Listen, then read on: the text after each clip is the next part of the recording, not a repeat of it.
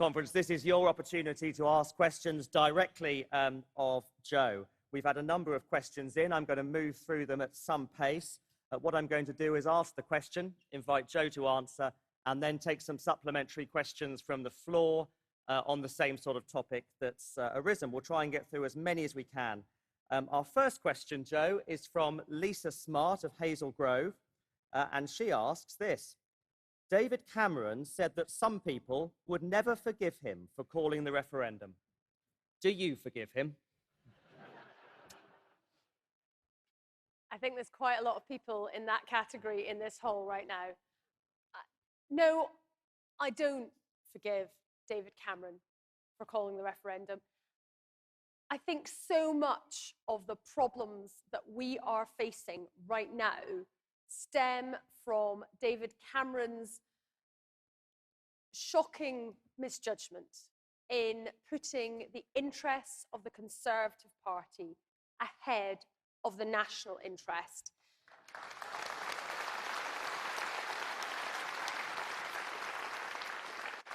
He did that when he first announced his plan for a referendum. He did that once he won the majority in 2015 and fast-tracked the referendum. He did that when there was a desultory campaign of a very short space of time. And of course, it's a pattern that we have seen since by Conservative Prime Ministers. All of this has been about how the Conservative Party could be held together on the issue of Europe, when it's the future of our country that is at stake. And whether that's people who are facing losing their jobs, or it is the impact of the falling pound, or people worried about what is going to happen to their public services with 5,000 fewer nurses from other EU countries, with the people who are fellow European citizens from the other EU 27, 3 million of them living in our country, living with uncertainty, in an environment where we've seen a spike in hate crime. People like Alexandrina, who made such a powerful speech earlier today, on so many grounds, David Cameron cannot be forgiven. Thank you, Jo. Well, this question gives rise to Brexit, obviously. I'm going to take some questions from the floor to Jo now, please. There are some roving microphones around, so if anyone would like to ask a question, please raise your hand. Anybody like to ask something about Brexit? Well, let's see. Yes, there's a gentleman down there at the front. We'll take two, I think, to start with. Gentleman down there at the front who I'm pointing at in the middle of the first block, just down there. The microphone's available? Yes, thank you, sir. Just down there, a gentleman with his hand up in front of me there. And I'm going to come after that to let's see. In fact, you ask your question first, and we'll see who I'm going to come to afterwards. Motion this morning to make revoking Article 50, the Lib Dem policy, become a majority in the next general election. Obviously, there was some concern about how that may affect the people who did vote leave. What specific policies, actions are the Lib Dems, do they have, or are they going to develop to try and bridge those, build those bridges? Thank you very much. So what's your name and your local party? Gary Burke, Medway. Thank you, Gary. And another question on Brexit from somebody? Yes, gentleman, just standing up there with his hand up, just right at the back there, where I'm pointing, just there. Yes, thank you very much indeed. As you say, if you wouldn't mind giving us your name, local party, and a short question, we'd be very grateful. Thank you. Jerry Robinson from Ludlow. I haven't been in the Lib Dems long, and this is my first conference, and it's eye-opening.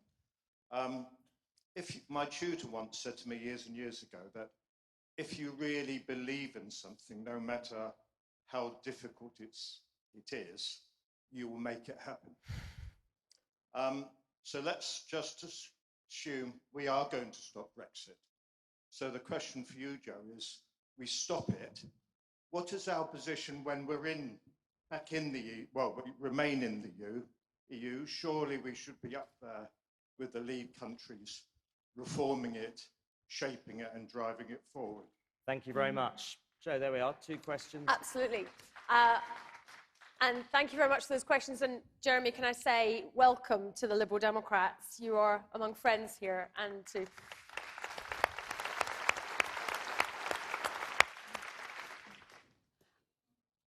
In terms of the Leave voters that Gary mentioned, there is no doubt that our country is in a very divided place at the moment, and I'm sure we are all concerned about that. I think we can't bridge that divide by lacking clarity on our position. We have to be straightforward and honest about our strong belief that our best future is within the European Union, and that we set that out very clearly. While I recognise that there will be people who genuinely disagree with that, I've found that many of them at least appreciate the way that we are straightforward about our position. And I think it is also important that we are very clear that people can take a different view to us.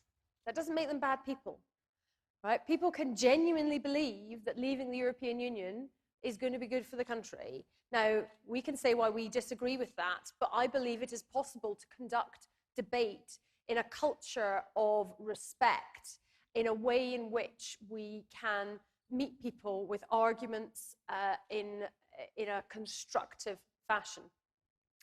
And then I think it's about digging underneath what lay behind that vote. Now, one cross on a ballot paper, millions of people taking part, that's a complex set of factors, no doubt about it. But we do know that for many people, for far too many people, life has been tough.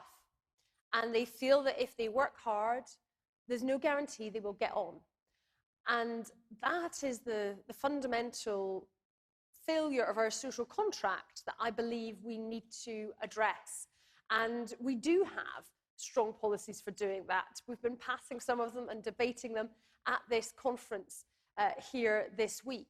And so having that communication about those wider issues, and indeed we do that at a national level, but Liberal Democrats are doing this all across the country at a local level too. Because yes, many people are worried about Brexit, but they also care about their local schools and their health services and what's happening to local transport. And Liberal Democrat councils and councillors are delivering for local communities day in, day out, right across the country. And so we then come to the issue about stopping Brexit, and Jeremy's absolutely spot on point that if you really believe it in something, then you can make it happen. And I think that that is about us as Liberal Democrats. We have believed from the beginning that this is a fight that we must carry on because we can win it. And a future European Union, of course, we want to reform that European Union. And there's a whole range of ways in which that can be done, from the regular jaunt to Strasbourg, and also I think in terms of how we can connect more easily with people about what the European Union does. I think the population now, given the debate in the last 3 years since the referendum, has had much more exposure to the types of things that the European Union does do. I also think if we find ourselves in that position where we have stopped Brexit, that there will be a big chunk of the population who are keen, already keen, for government to get on with making their lives better, with the big issues that have not been addressed, whether it's the technological revolution and the changes that creates to people's jobs and looking ahead to the future, whether that's the climate emergency, which is urgent and now, and we must be acting, and is getting so much less attention than it ought to because of Brexit. So I think there's plenty beyond Brexit and beyond Europe for us to be talking to people about as well. Thanks, Jo. I'm going to take one more question on Brexit before we move on to the next one. Now, who's that going to be from? There's a gentleman just there with his hand up, just over there. Your hand up. Would you wave, sir? Just over there. Just there. left-hand side, my left, blue shirt. Thank you. What's your name, sir? What's your question? John Innes, Carmarthenshire and Pembrokeshire. Joe, how much are you concerned that Brexit will lead to a breakup of the United Kingdom, possibly happening first through a united Ireland, which could in turn then spur on Scottish independence and possibly even eventually, in the last of the four nations, Wales, coming to the conclusion, maybe we should be better out too? Thank you. So I thought it was very interesting to hear Sam Gyimah, our wonderful new Liberal Democrat MP, talk about how he sees the Conservative Party increasingly playing to English nationalism. And that force of nationalism, I think, does represent a threat to the United Kingdom. I'm absolutely determined that we keep our United Kingdom together, because it is a partnership, it is a family of nations that has worked well, that is part of who we are, and we are so much stronger together. The same arguments, the same reasons why we want to stay in the European Union are the same arguments for why we should stay together in our United Kingdom. And if there's anything that we can learn from the Brexit mess that we're in, it's that breaking up is hard to do. We're talking about tearing apart a union which is a few decades old. If you think about the complexity of trying to break up a union that's hundreds of years old, it is so much more difficult and complex. And I think it's the last thing that any of those nations needs. But I am worried because I do not think the Prime Minister cares about the United Kingdom. He has not even bothered to go to the border in Northern Ireland and listen to the communities there. And I did that last month. And you can read people's stories, you can read the reports, but actually sitting and listening to people is so powerful. And I mean, there's a lot of people just dismissing arguments in the Brexit debate right now. The Brexiteers will say it's all project fear and scaremongering. Well, let me tell you, when you listen to people in Northern Ireland who live near that border talk about the inevitable border that will be created as a physical structure if we have Brexit, and in particular a hard no-deal Brexit, which Boris Johnson is going for. And their genuine fear, they're not making it up. You know, they lived through the Troubles. They are genuinely worried. And it's something which was hardly discussed in 2016 and has been so dismissed by people on that side of the Brexit debate since then. And obviously, as a Scot, you know, I want our United Kingdom together. The thought that we would break apart just fills me with dismay. And I'm absolutely determined. You know, I was elected on a strong promise to fight for Scotland's place in the UK and the UK's place in the European Union. That's a promise I've made to my constituents. And it's a promise that I intend to keep. I believe we can save our United Kingdom and we can stop Brexit, and we should not have to choose between them.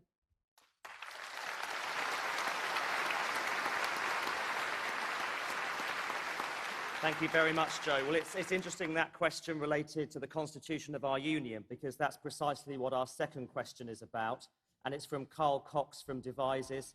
And he asks this: should we have a written constitution, and when, given the current public perception of politicians? Would that be a way forward in our current crisis? Yes, we should have a written constitution, ideally several years ago, before all of this mess. It's part of why we are in the position that we are. We have this very British unwritten constitution. But that creates confusion and lack of clarity. And what we have seen in recent weeks it creates the opportunity for an abuse of our constitution. And that is what the Prime Minister has been prepared to do.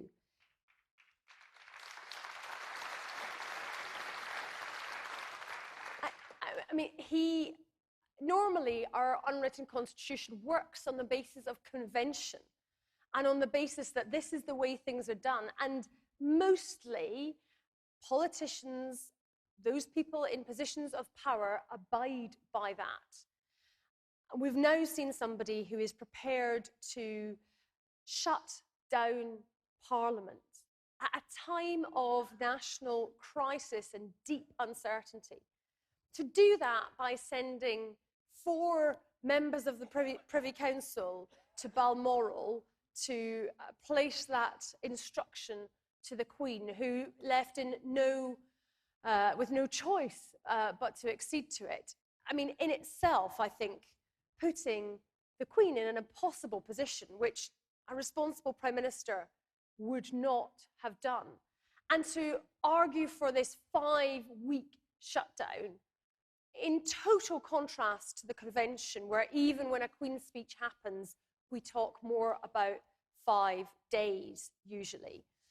And then we have a government, a Prime Minister who will stand with a straight face in front of a group of police officers, and when asked if he will obey the law that Parliament has passed, basically say that he will die in a ditch rather than do so.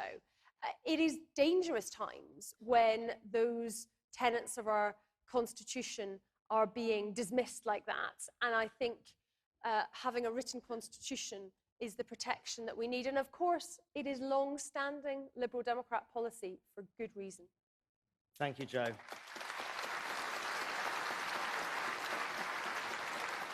Let's see if there are any questions arising out of that and the current political situation that we're in terms of Brexit and the Constitution generally. Let's have a look around the hall. Hands up as high as you can, please. Yes, there's a gentleman on the far right of the hall, my left, with his hand up in a blue shirt just over there. Can we have a microphone just over there, please? Thank you. At the far back, I think, blue shirt. Yep, that's right, you, sir. Yes, we could perhaps bring a microphone over there. If you stand up, sir. Yes, that's right. Thank you very much indeed. Galen Milne, Stirling and Clackmannanshire. I have a question for Jo, but I've devised something I learned on the football terraces that I think we should all sing now and again. Jo, Super Jo Swinson.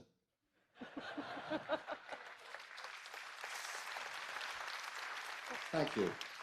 Right, Jo, the question is, as a Scottish MP, following in the footsteps of Min Campbell and Charles Kennedy, and another Joe Grimmond in the Liberal days, do you think you could explain federalism to the English once and for all?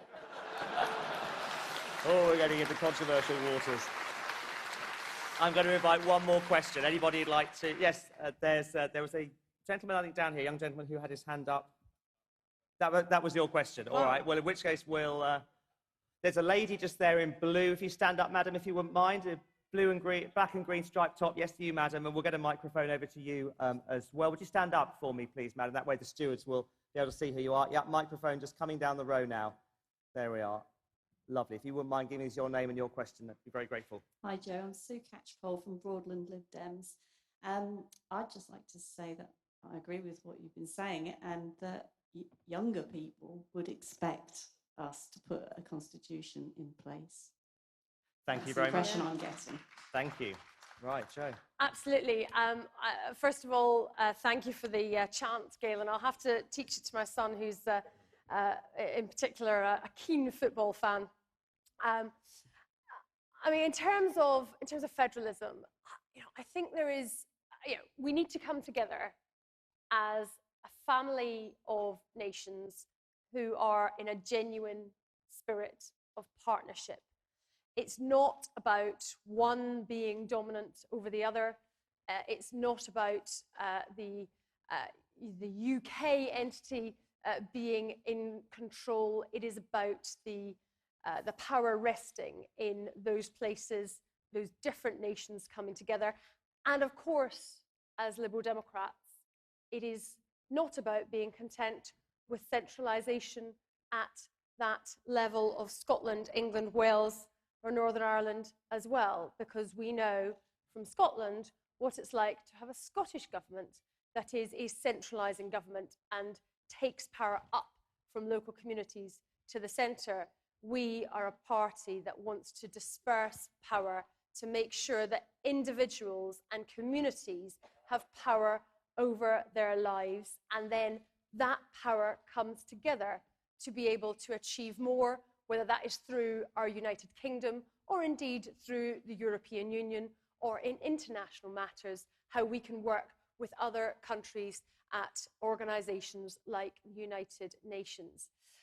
In terms of young people, so I totally agree. I think one positive thing, because I do like to look for silver linings, I am an optimist, that we have seen over the last few years is a reinvigoration and an awakening of interest in political matters from young people.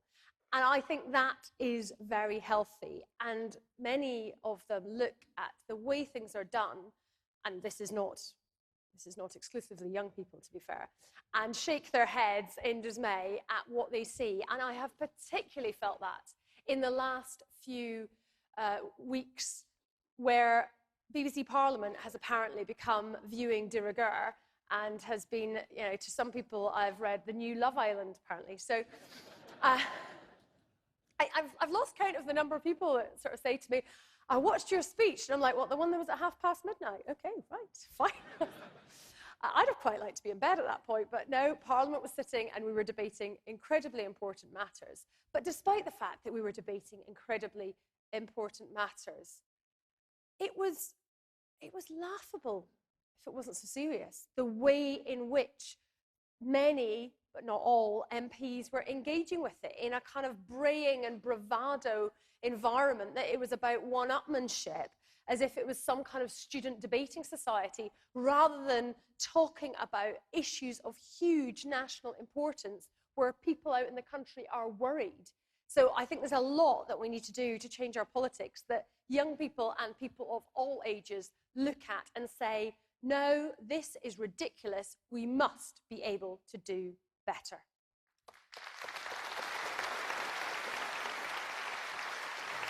Well, thank you very much for that, and thank you for the question about young people, because that provides a really good link into our next question, which is from Samuel Bruce. It's come in online, and Samuel wants to ask, what can be done to encourage more young people to get involved in politics and the party? Well, I'm a big fan of getting more young people involved in politics. I was, of course, back in the midst of time, the youngest member of Parliament when I was elected at the age of 25.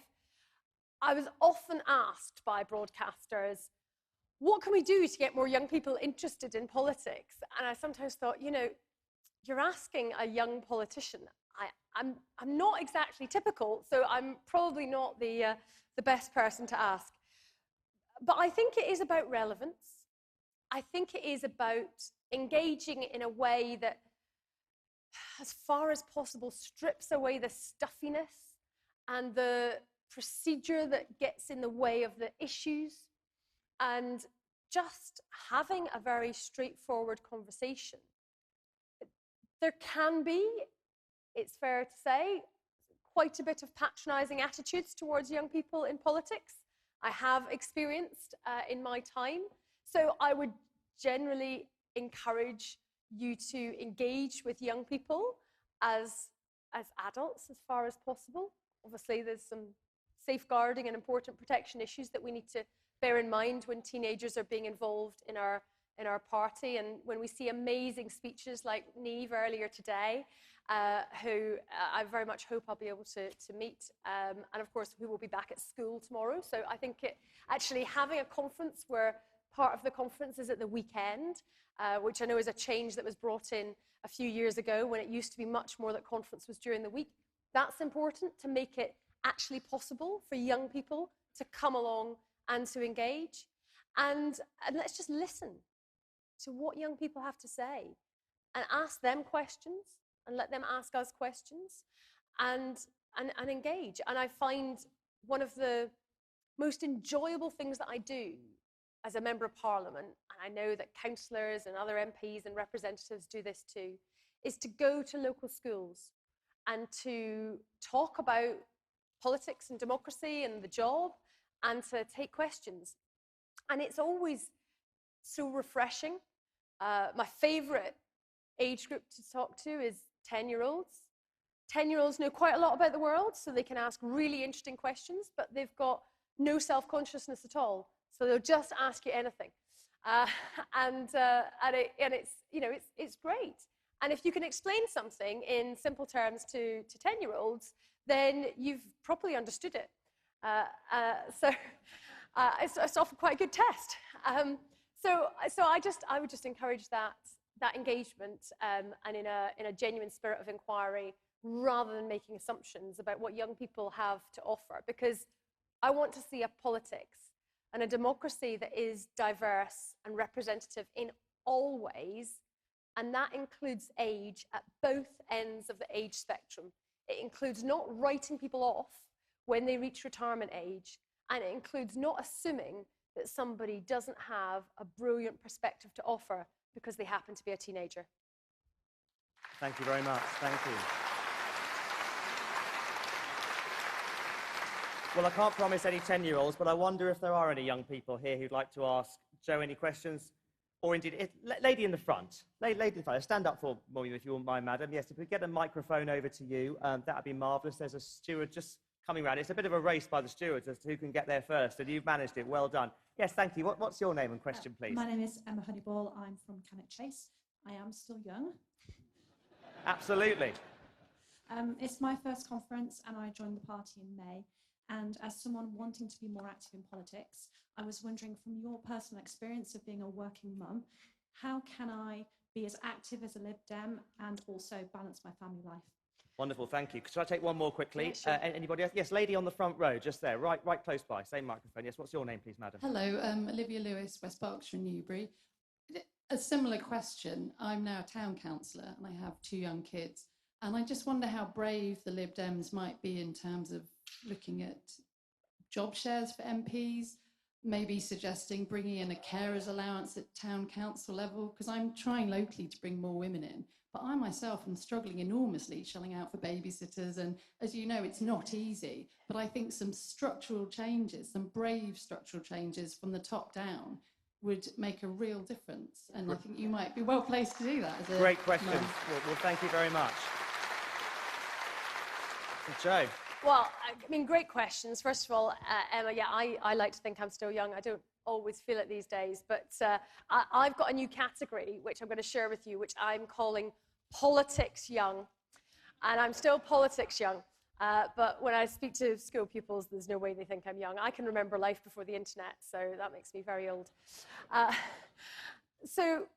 You know, how do we change our politics to be genuinely inclusive of people with different caring commitments, I think is an excellent question.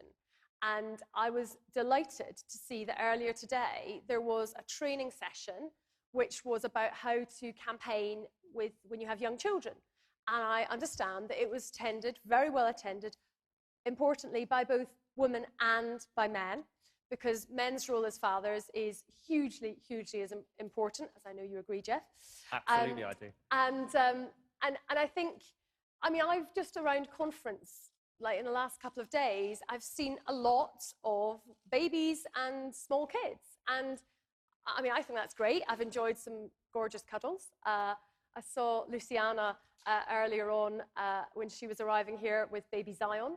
And I think we should be inclusive in that way, because we need to be able to ensure people can participate. And that's also about flexibility. It's about not having too fixed an idea in our head of what a good Lib Dem activist looks like. It's not always about delivering 400 leaflets before breakfast. Sometimes it might be telephone canvassing, which can be more invisible when you're doing it from home, but is so, so good at reaching people. And I think back to when my first son, Andrew, was very small, and I was on maternity leave. And once we'd got through the first 3 months, and he started to be sleeping better at night, when he had his lunchtime nap, I got on the phones, because we were just a few months away from the Scottish independence referendum, and I basically tried to speak to 10 members of the public in my constituency about that referendum. And, you know, the final call would always be when he was waking up, and sometimes I'd get to 10, sometimes it would only be 5. You know, people with young kids will know the unpredictability of what they throw at you. I'm very aware of my responsibility as leader to develop a way of doing it differently. I can't do this in exactly the same way that Vince did it. And to be fair, Vince didn't do it in exactly the same way that Tim did it, who did it a little bit differently to how Nick did it. And one of the things that I have to forge a path for how to juggle, as well as my constituency being 400 miles from London, is doing it as the mother of a 5-year-old and a 1-year-old. And there's no doubt that has an impact on how I do the job. I don't think it makes me a worse leader, a worse MP for that, but it does mean I do fewer evening engagements. I want to put my kids to bed at night, sometimes at least, you know?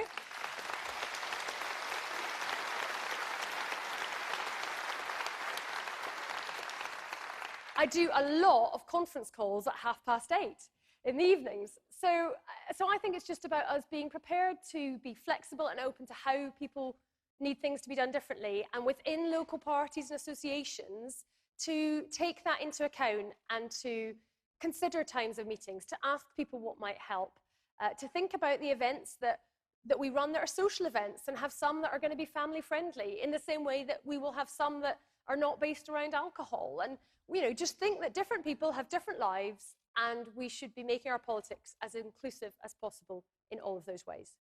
Absolutely, thank you. Thank you.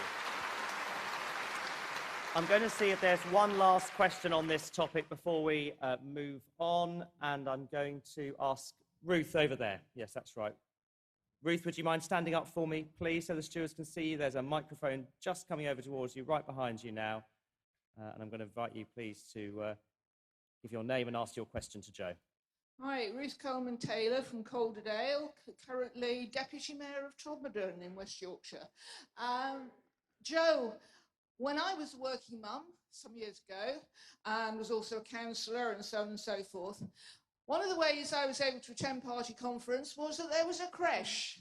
And I actually was part of the team that campaigned for this, which included having a sit-in on the front row of the leader's speech with young Liberals and their babies, who we made sure made a noise. Do we have to make a noise again? Or can we expect you, as our first female leader, to get that very vital function back at conference?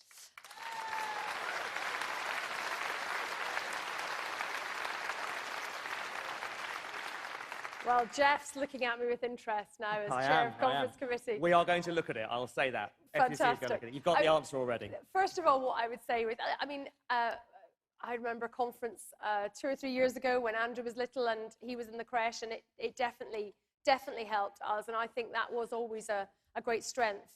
I think we have the system now where we have an access fund where people can make donations to support others who need extra assistance, and I think that's also good. And you know, I'm sure, like many others, I contributed to that when buying my own conference pass. I think as good Liberals, we would never just leave something up to the leader to sort out, and I think I can trust that. Yeah, people make noise, whether they're babies or whether they're activists.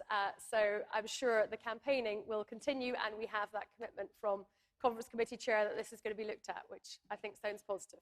FCC has heard this loud and clear. Don't worry about that. So thank you, though. We will look at it. All right, let's move on to our next question now, which is from William Tennyson from Harlow, and he asks, how important is mental health to a Lib Dem government? How will you tackle the mental health crisis? Well, William, I think this is a great question, and it is an area which is of huge importance. First of all, I want to pay tribute to Norman Lamb and the amazing work he did on this.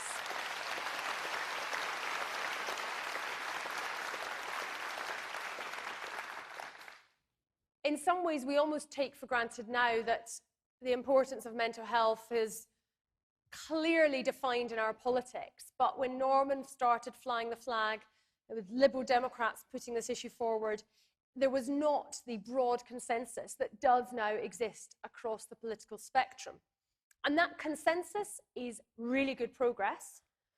What hasn't quite been matched is the resources and the policies to turn it into a reality for people's lives, because there are still far too many people waiting far, far, far too long to get the help and the support that they need. And in particular, I find it heartbreaking to hear from children and young people who can be waiting for months and months and months for any kind of treatment. And that's appalling for anyone at any age.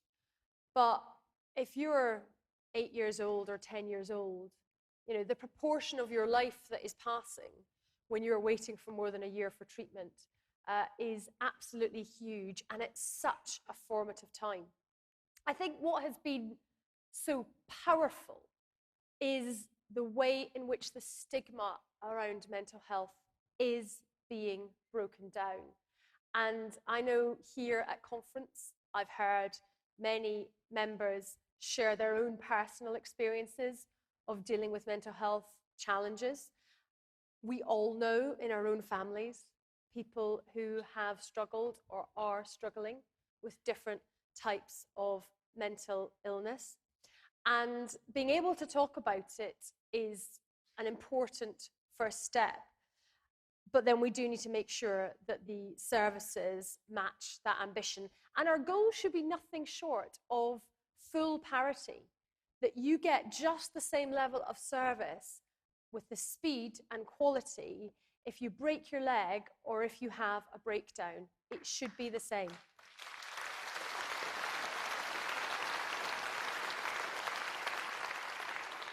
And I also think that we need to be engaging in positive mental health in the public health way, so that it is not only about dealing with people when they have already reached a point that they are feeling they need to seek medical assistance. We have messages about how people can eat healthily and improve their lifestyles by exercising, by avoiding smoking and alcohol and other drugs that might have an impact on their physical health.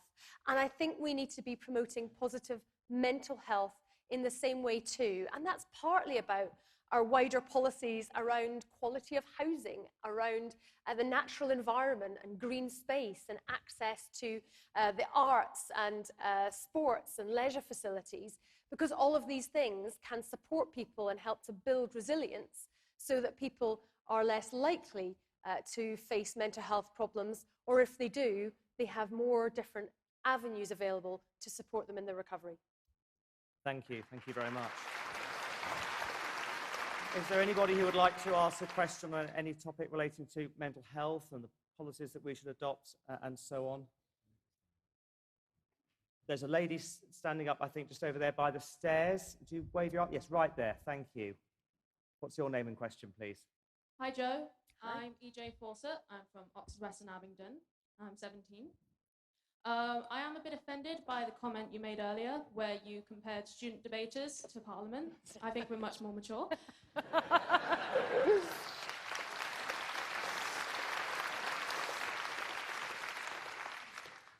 So mental health means a lot to me. About a year ago, I got diagnosed as autistic, and I had to wait over a year and a half for my diagnosis. But that's not what I want to ask you about. So at the moment, there are young people across the country, across the world, who are currently burning themselves out trying to fight the climate crisis because adults are unwilling to step up and admit that there's a problem, and they're letting young people fight the battle for them.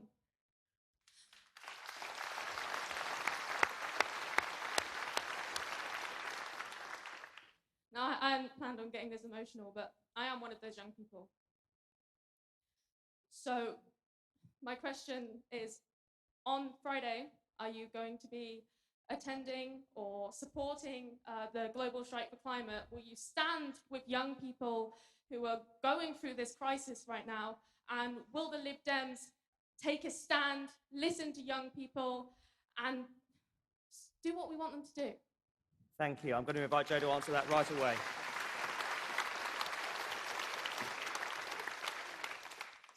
Thank you. That was such a powerful question.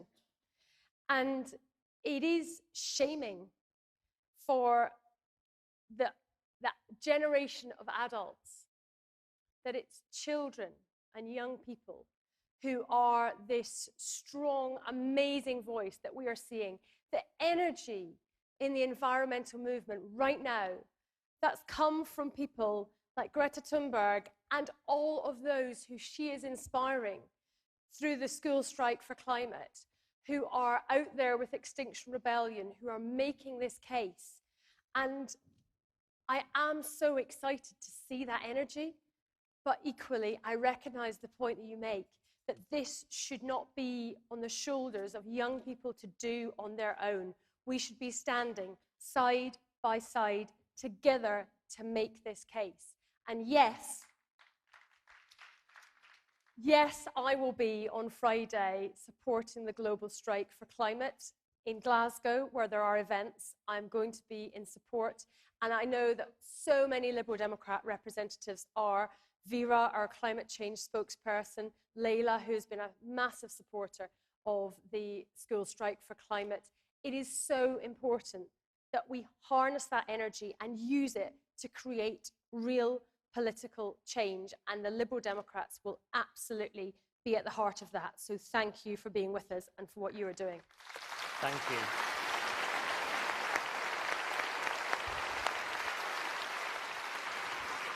We, of course, have a debate here on climate policy tomorrow, and I'm hoping Conference is going to have a really good debate. I'm sure it will. Are there any other questions on mental health? There was a gentleman just over there in the red T-shirt. If you wouldn't mind standing up, sir, and then I'm going to invite the lady who had a hand up just there. If you wouldn't mind standing up, madam, as well, there'll be a microphone coming to you. Firstly, a gentleman in the red T-shirt. Hi, Jo. I work for a mental health charity. I work with people of all ages, most of them adults, who have mental health problems. And they are trapped by anxiety and by the way that they think and feel. And there is a solution to this, and it's an expensive one. It's talking therapy or psychotherapy. I'm actually a benefits advisor, so many of my clients can't afford to pay for that. What can the Lib Dems do to extend this to people, not for a few weeks or a few months, but for however long they need it? Thank you very much. Talking therapy. Yes, madam. What's your question, please? Let's have that microphone on, can we? Thank you. Is it on now? It's on now. So obviously, good mental health starts at home. And one of the most important things is that everybody in this room who supports the Liberal Democrats goes under an enormous amount of stress and pressure when it comes down to election time. And so everyone here needs to be supported as much as we need to be able to cope with supporting our communities and the areas in which we go and campaign. So if we really are these champions for mental health, how come we, at this moment in time, don't have mental health training, first aid, and so that we can go and deliver that and we can help the people better and we are better equipped to deal with it ourselves? Thank you. And what's your name, madam, if you wouldn't mind? Hannah. Thank you, Hannah. Oh, I mean, two absolutely brilliant questions. To take the one, first of all, about talking therapies. You say it's expensive. I get that there's upfront costs, but there's also excellent research. Richard Layard wrote a wonderful book which set out the case, an economic case, for creating increased access to psychological therapies, IAPT.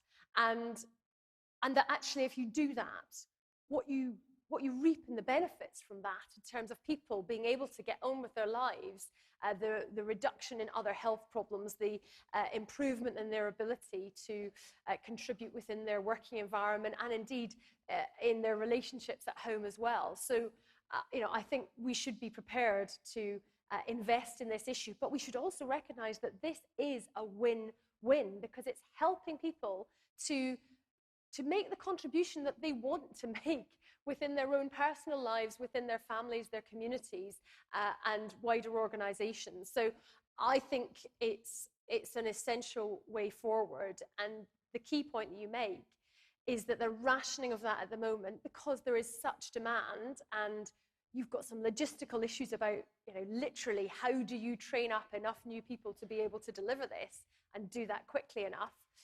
But that rationing can mean that people go on a course and it is not long enough, and they do not then get the results that they need. And I think this is one of the ways, and indeed we have policy about increasing the number of people working within mental health, providing additional roles so that people can get that support that they need. And then I think Hannah's point was a really sound one. Both, how can we better understand how to help people who are struggling with their own mental health, because those of us who are in elected office or standing for elected office will often find that there are individuals who need that support. And also, how do we do it ourselves? And I've been to so many Lib Dem training events, and we like to be sort of superhuman almost in what we expect of our candidates, of our agents, of our organisers, of our teams. One of the phrases that sticks in my head is, if you want to win, you have to be unreasonable about what you expect. Now, I can feel torn, because in one sense, I know that's partly how I got elected. I set myself a goal and I went for it, and in some ways it was asking the unreasonable in terms of the number of leaflets that we would deliver, the number of letters that we would stuff, the number of doors that we would knock on. And I think there's a great thing about ambition and motivating people.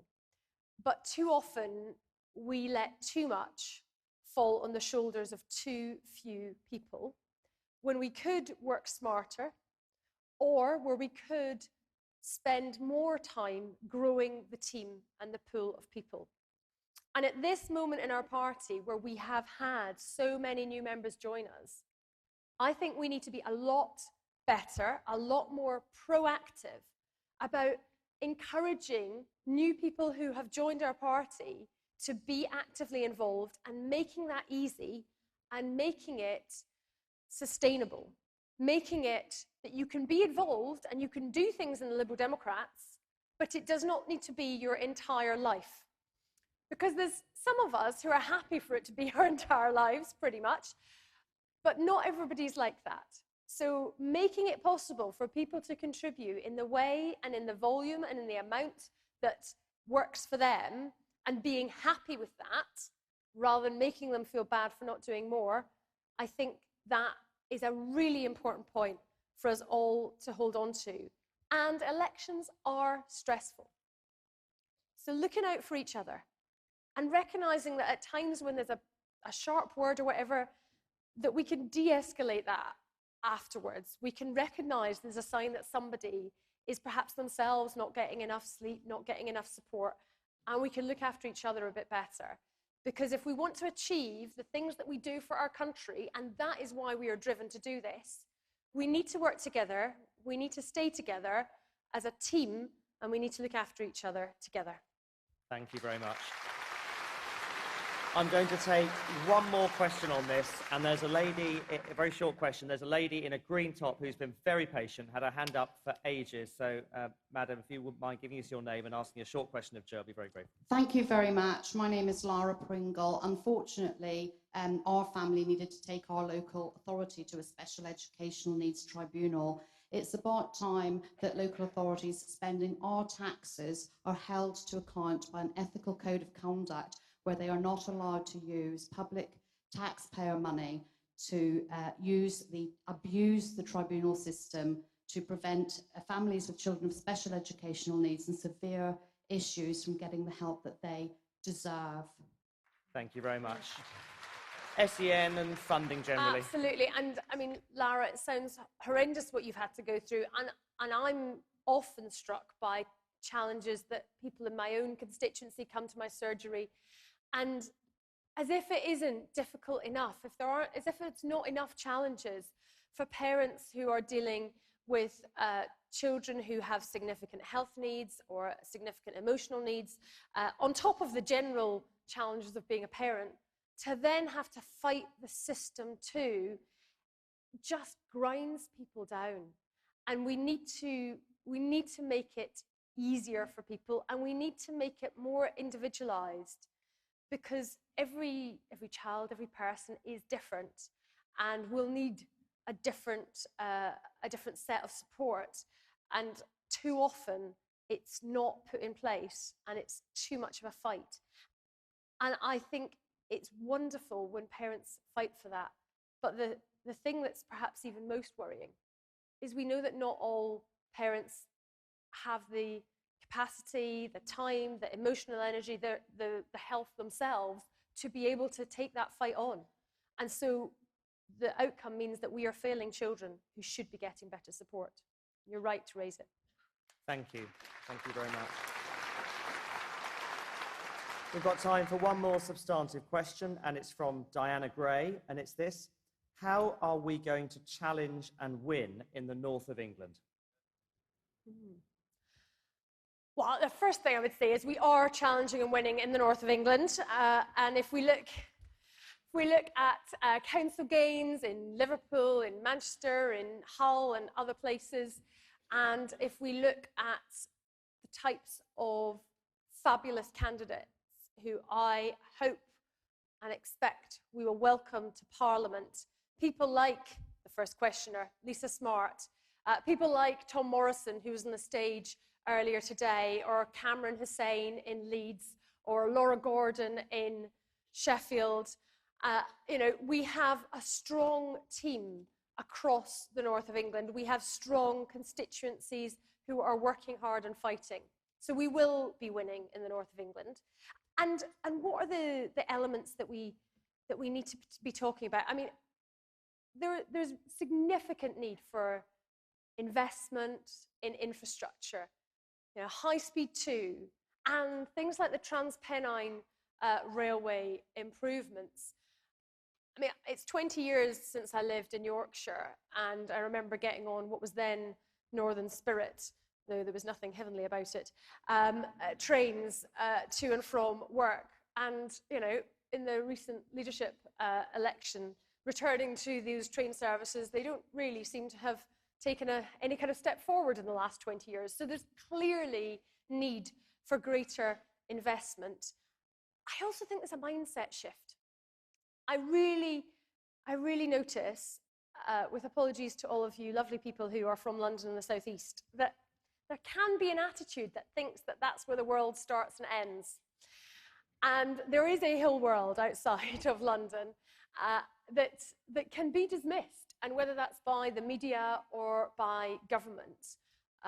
When I was a minister at the Department for Business, I was struck by the fact that I was the only person whose constituency was basically more than an hour by car from London. And they seemed to find it a bit difficult to know how to get me my ministerial box at the weekend.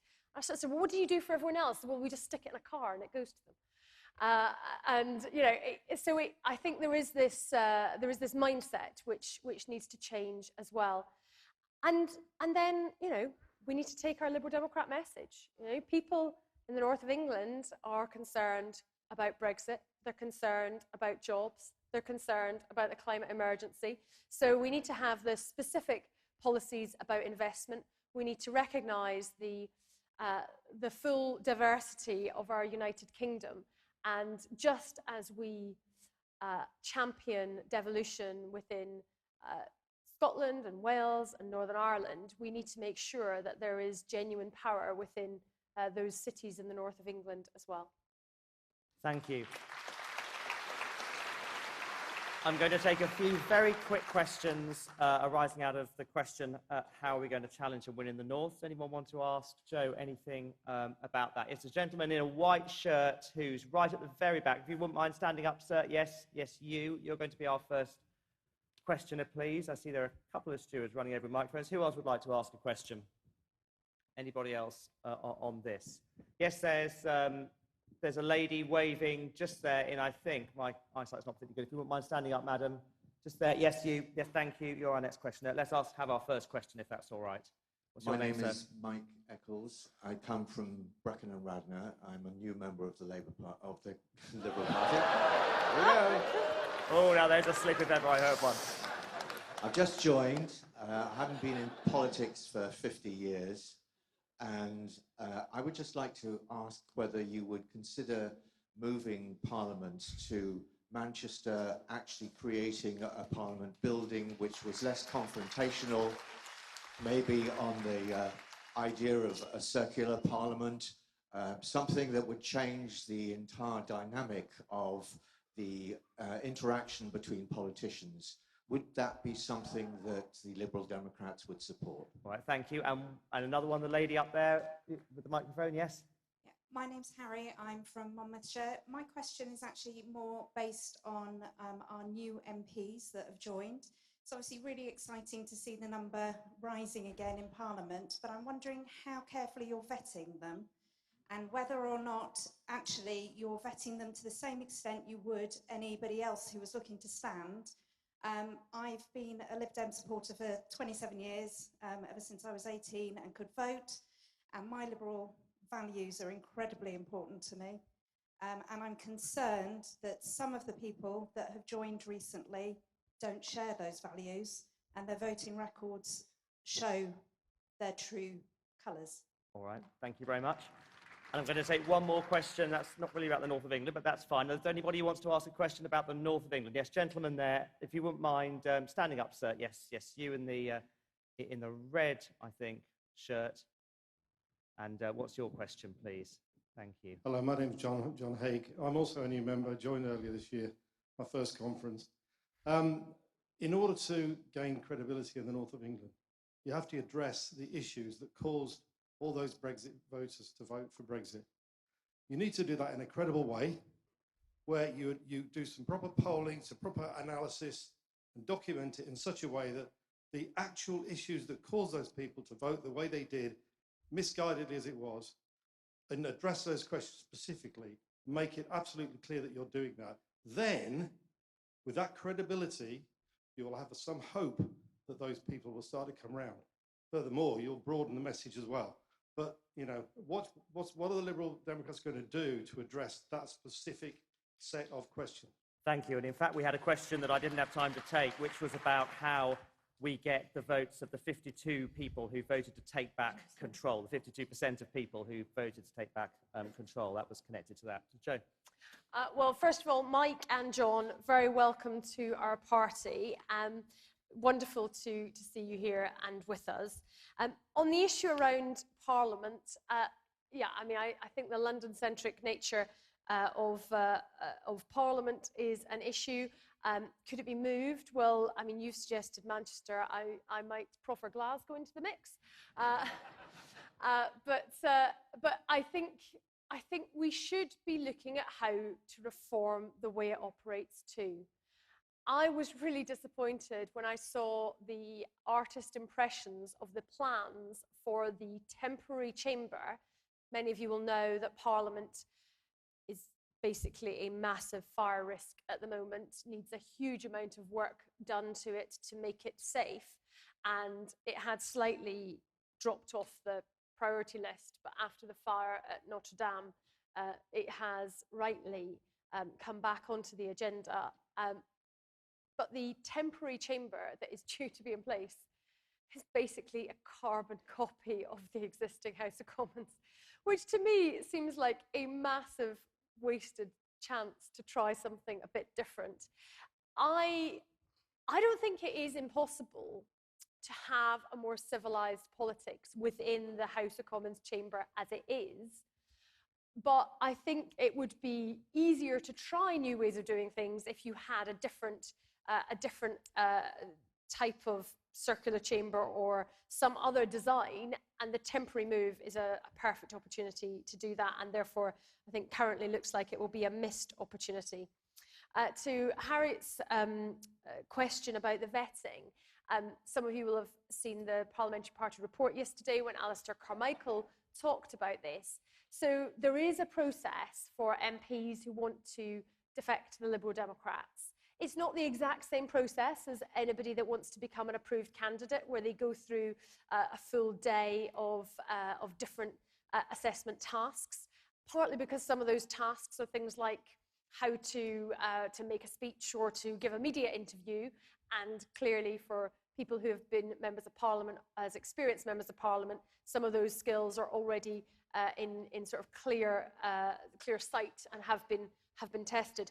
But there is, to go to the heart of what you asked, really, which was about values, there is an in-depth interview with the Chief Whip, which is to test exactly that. And I am confident that all of those people who have joined our party in Parliament do share our liberal values. Now, they might not share our views on every single issue, but do you know what, conference around this hall?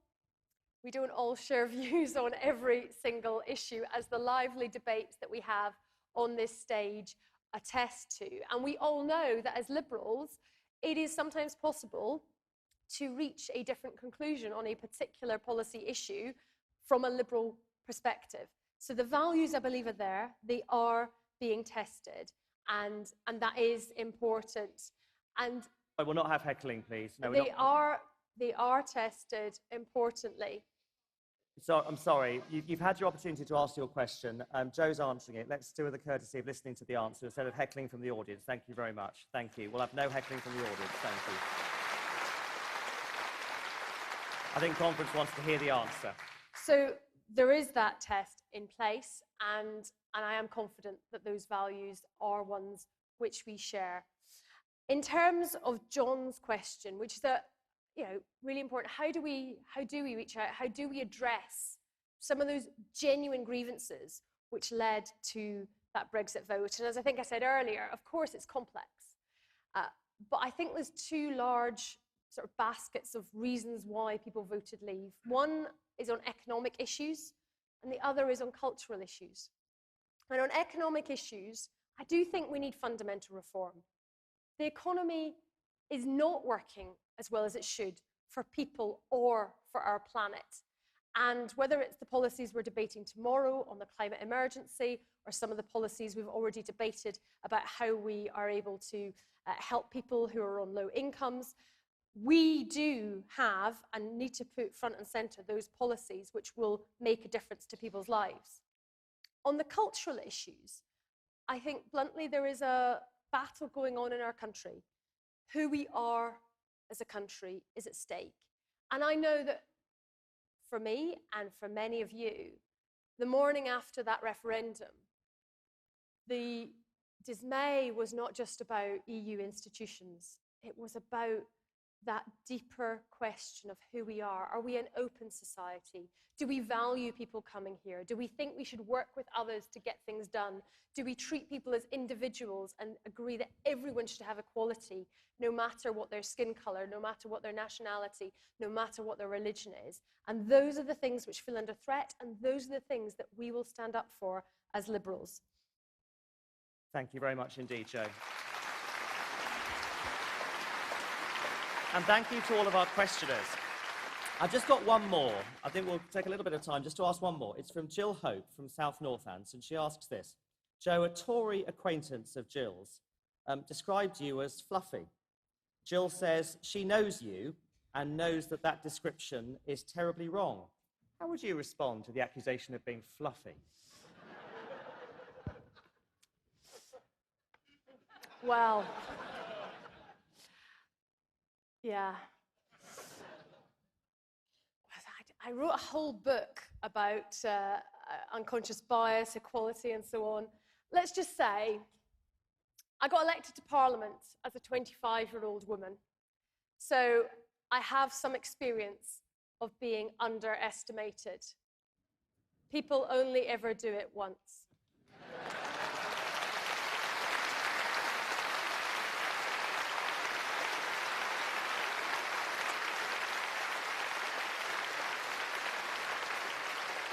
Jo, thank you very much indeed for answering those questions. Can you join with me, please, in thanking our leader, Jo Swinson?